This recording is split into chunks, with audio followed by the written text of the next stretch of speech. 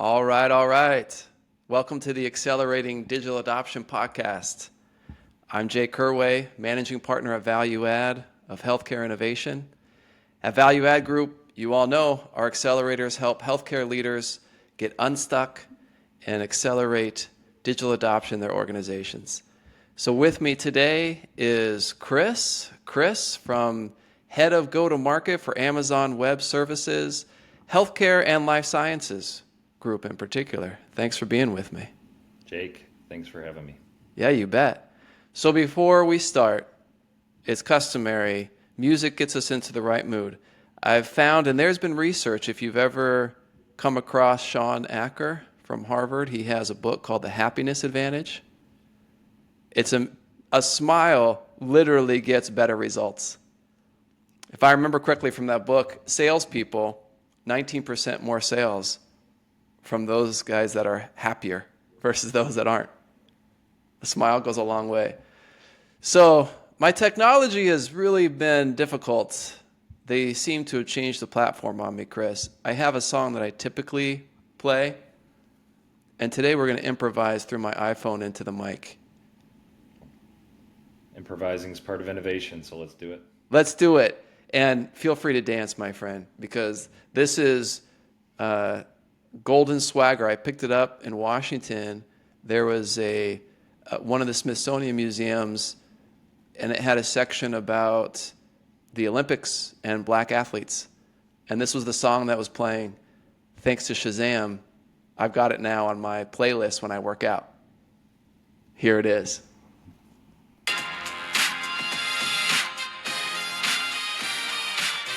Yeah.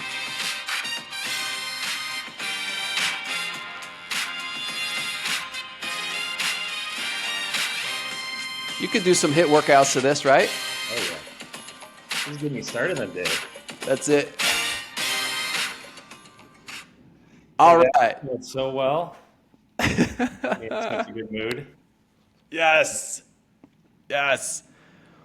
Admittedly, again, all the research I shared, I've used it again and again and again in some of the hardest decisions that I faced with leaders. And just what we just did there, it's incredible what a difference it can make in the clarity of our thinking and I'll just say the rightness of our decision making. So it's all good. Hey, Chris, you've been with us on the accelerator, the immersion accelerator in particular. Remind me, was it this year? It was this year, right?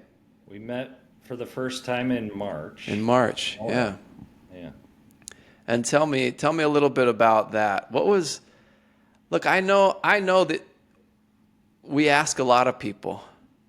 It's demanding by design and a little bit of trust fall at times. Tell me about your experience just coming to know who we are, who I am, and yeah, what were the concerns? Just tell me what that was like.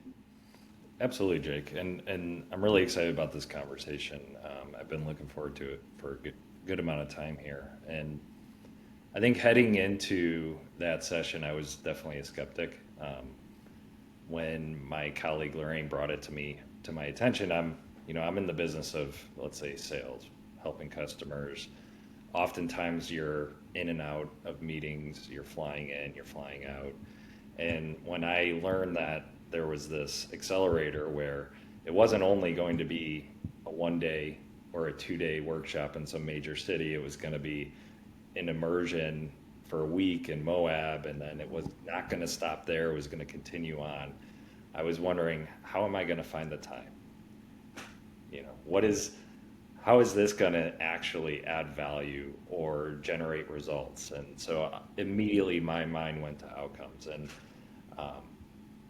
I was really, I think, taken from the persistence and the energy that Lorraine and when I met with Justin brought to their work. And I think it was when we had a conversation around not only this being an opportunity to meet with our peers to do something meaningful or impactful, but to actually leverage this approach to actually change not only ourselves, but also apply that to making an impact, I became intrigued. And it did help a little bit because you know, being living in Boston, living in Seattle, I tend to operate around big cities, but like being able to go to Moab was a nice, a positive perk as well. So, yeah, that's a little bit about my hesitancy about that. Yeah, thank you for sharing. I don't think you're alone.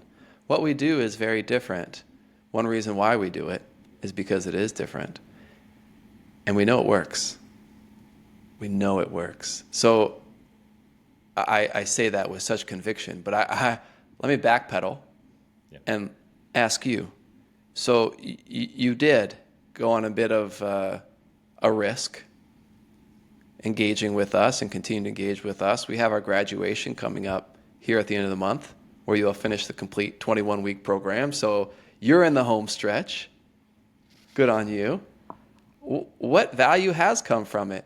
What can you say? And tell me honestly, is there a return on this investment? Oh, absolutely, there's a return.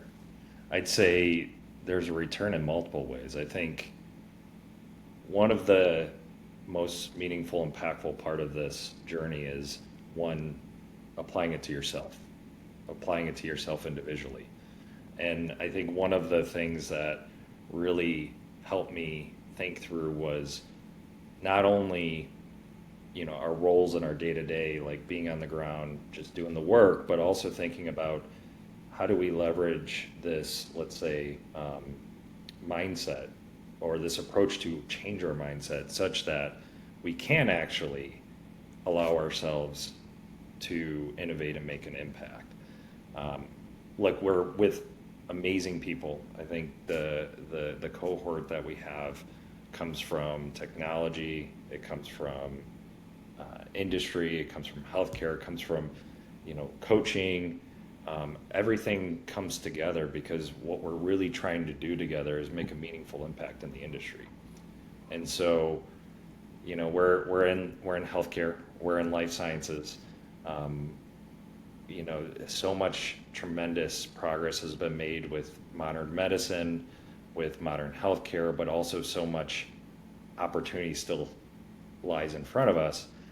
And I think we're tackling a really meaningful challenge, which is how do we actually help make meaningful, personalized precision medicines available to you, me, our family, our friends, much more quickly and much more accessibly.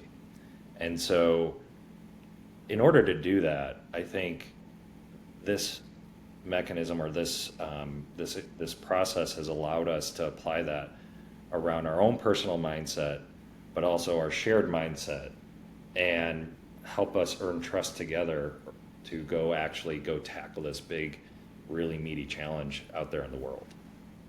So give me some specifics about keys, if you would. I'm listening to this podcast because I want to hear your experience and get some best practices or at least some ideas on what makes the difference.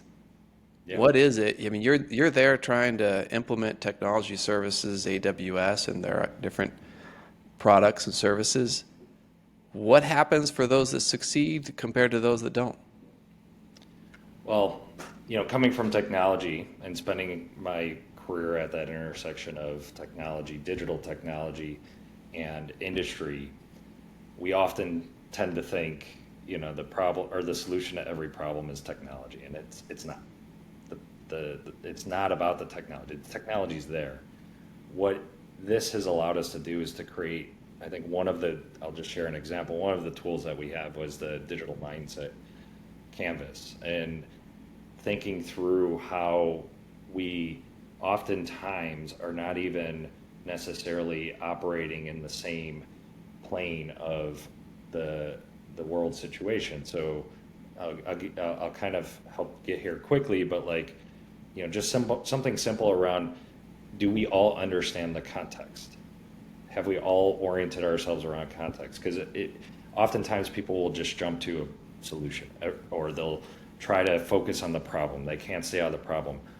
It's important that you go through each one of these phases one by one. So making sure we understand the context before we really go into what's the problem we're trying to solve. Once we understand the problem we're trying to solve collectively, what solutions do we have to apply it? And then bringing that to the digital mindset canvas, which you and the team helped us work through, which is, what are we seeing? What do we do, and how do we grow that? And using it as a template to actually intentionally plan how to change behaviors and how to change the way people are working. Nothing in there have I talked about is technology. It's really about how we as humans work together to collectively make something happen. And so in your work, what kind of mindsets are you finding? What kind of problems are you identifying? What kind of solutions or changes in the solutions are you making, as I've just kind of walked through the different areas you talked about that have led to better success? Yeah, so in my work, my teams build technology. It's for the healthcare and life sciences industry. So we will essentially build, products and capabilities that help solve specific problems for our customers, everywhere from, if you think about it, the continuum, everything from how we engage people in healthcare, how healthcare operates and runs better, more efficiently and more effectively, to then how do we discover, develop, and bring new medicines and therapies to these patients and providers. And technology can make a huge impact. AI is really revolutionizing how we think about our work and how we apply our work. When we go into these areas, we oftentimes get into these traps where we just need to build this feature, or we just need to build this capability, and it will solve the problem. But real world is much messier than that. Real world is much more complex than that. Like, being able to understand in that journey, working with my teams and my customers, like who are the applying those kind of circle of influence. I think that's one of the approaches we've taken. Like, who do we have close to us that we can work with? Who's further along? Maybe not, not quite there, a little bit skeptical, a little bit hesitant. What do we need to do to bring them in? And how do we bring them into that circle of trust? And then how do we then collectively go on this journey together? Because let's just face it, we're only here for so long. We want to make sure that we're making the most impact we can in the world and making meaningful change happen for the better. And so we're bringing this, or I'm bringing this with, your help to our teams. And then also, for example, like this cohort was specifically selected, but now that we're in this journey, you start to bring more people along. So bringing members of my team in, I know my peers from that cohort are bringing members of their team, and you're starting to see that kind of growth happen. That is quite natural. That's awesome. So, Chris, tell me now, you have these new tools, you have this, you actually know what to do and things you can do to address the people side that accelerates digital adoption. Tell me more about where you've been, and now that I understand where you are, where you're going from where you've been. Tell me more about your story. How far back do you want to go? I want to go back to the very beginning, as soon as you have your first cognitive memory. Oh, okay. Let's go from there. Okay. I'll try to keep it brief, but I grew up in the Midwest, family person, very much in values. I was one of the first people in my family to actually go to college and finish college. So I went through university studying electrical engineering, and I was part of this kind of, I think I learned quite a bit early on in my life around, putting meaningful hard work in and really trying to solve problems. It's really been a core part of me. And I'd say part of that also was anchored in competition. So I was an athlete. I was really into school. I was really into education, and that's really helped me kind of move forward in my career. Kind of fast forwarding, that's where my career's taken me. I've spent, I'd say, about a decade with GE Healthcare, who's one of the largest medical device and pharmaceutical companies in the world, and it was one of these opportunities to really help me grow as a person because I had my engineering background, but when you're in an organization that large, you really have to understand how to make change happen. It's one thing to know really how to build the product or design the technology, but also really how do you actually influence others? How do you help bring others into your mission?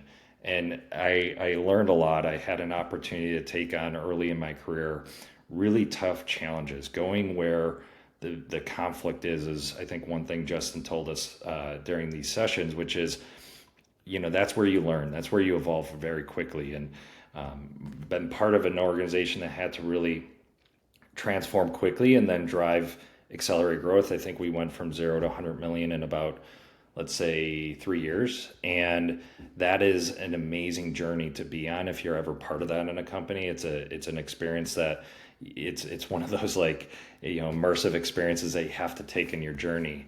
But at one point I realized, and one thing I was reflecting on in my journey was I wanted to make a bigger impact. I wanted to look for a platform that could allow me to touch more people, touch more companies, engage with more individuals. And an opportunity came in front of me that we were going through some changes that allowed me to take a jump to Amazon Web Services. And I've been here for about 5 years now. It's been an amazing journey, amazing experience. It essentially has given me that platform for me to not only work with the latest and greatest technology, AI, machine learning, digital technology, data management, all of that's there, but also working with some of the most impactful companies and organizations in the world. And so I get a lot of energy, you probably could tell, from being able to be part of these cohorts, being part of these groups that are tackling big problems. And this is just one of the probably most important problems we're tackling in this cohort today. And what is the problem, if I could hear it in your own words, that we're going after as a cohort? I think the problem we're trying to tackle is how do we bring life-changing medicines into the hands of patients faster by addressing what is, I think, unfortunately, it's one of the more challenging parts of our industry, which is the regulatory pathway. How do we help move these important products that can take 16, 24 months, sometimes years, through different reviews, different stages? How do we bring that to light faster? And how do we bring our regulatory partners in, our life sciences partners in, our technology partners in, to collectively look at ways to not only improve the process, but even reimagine the process such that it could actually change the way we bring medicines to patients. It really is exciting, I have to admit. I want to know what gives you belief in the possibility of something like this. It sounds great. As I start to get into the details, it starts to get a little bit, I start to get a little bit skeptical that we can actually pull something like this off. So what is it that you have today, or what is it that you're going after that gives you belief that we can do this? It's the people, right? I think first and foremost, I think it's the people. We've kind of bringing it back to our experience together. I'd say many of us didn't know each other. Some of us did, but you think about the folks that were brought to Moab in March. We came to this place. Took a leap of faith, and I'd say within a very short amount of time, we collectively shared this mindset that this problem or this challenge is worth solving, and not only that, but like if you recall, Jake, like you curated opportunities every single opportunity, not just when we're in session, but the sessions that were not the sessions. If you recall, we were the night walkers that we went on that journey once between, a handful of us where we really got to meaningfully talk about these challenges in a way that you don't talk about with your peers unless you trust them, unless you really have felt that you're in it together, you're going on the same journey together. Your incentives may be different, but your vision and your intent is aligned. And so we really accelerated a lot of that work in just that short amount of time. But that didn't stop there. I mean, we're continuing to meet. We have an upcoming session in one of the industry events in DIA coming together to bring some of these peers back together to take the next step. And so not only did we just kind of go together for a minute or a week and come up with some great ideas, we're actually following through with it. And these things take time, especially in the industry we're in, but we're actually progressing this together, and you have people now with the mission to make something happen. So there's all kinds of benefits I can think of, personally, professionally, in having that kind of cohort and project at an industry level that you are working through. I'm curious because I am going to give you one of those. I just want to see your reaction. There is so much pressure. You're in the gladiator culture of Amazon. It's all about results. 0.5% matters, and you're paying attention to that 0.5%. Everything, you test assumptions, take nothing for granted. There are so many things about the pressure of Amazon, but also that pressure is felt across all industries, especially within healthcare right now, given everything that's going on. There are layoffs happening. Do you find any level of comfort, control, self-determination in this cohort and project that you have? Has it helped you at all become independent of who's paying your paycheck? You don't have to say anything you don't want to. You don't have to agree, but that's one of the objectives I hope that people take away.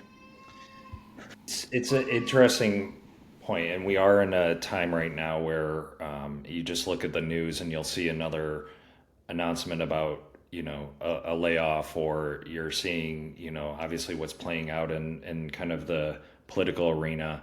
There's so much uncertainty around us, and I think speaking for myself here, like you need to think about what is your like North Star, what is your horizon, what do you want to do as an individual? Like for myself, this journey has helped me realize that my strengths and what brings me joy is helping customers, people leverage technology for improving their lives in healthcare. I really am passionate about this space, and I have learned a lot of skills along that journey.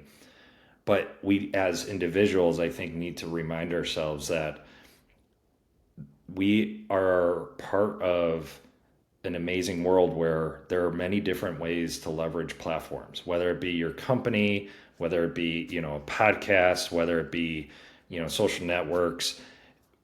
We have so many tools, including the companies we work for, including the technologies we use to bring us along the way. They're means to that end, so to speak.